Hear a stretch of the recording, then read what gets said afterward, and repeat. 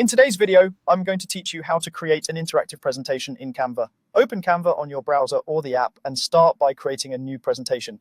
If you already have a brand or a topic in mind, choose a presentation size that matches your needs, like a widescreen format for most screens. You can start from a blank canvas for full control or pick a template to speed things up. Templates are great because they come with coordinated fonts, colors, and layouts that you can customize to match your style.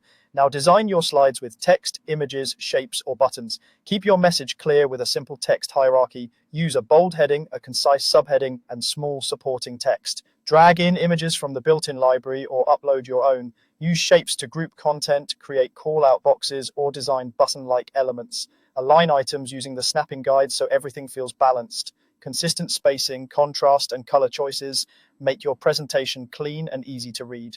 If you plan to add interactivity, consider leaving a bit of space around buttons or links so they're easy to click.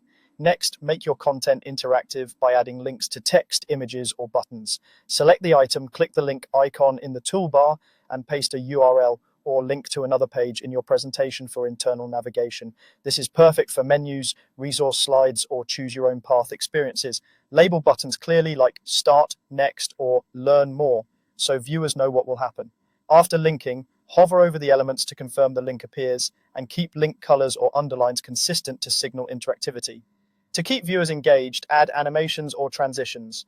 Select an element and choose Animate to apply simple entrances like fade or rise. Use page animations for smooth transitions between slides.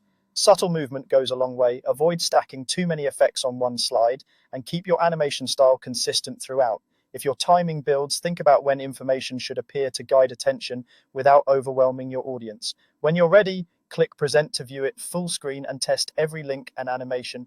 Presenter View can show your notes privately if you're speaking live. To share, click Share and choose the appropriate permissions. You can copy a view-only link for an interactive experience online.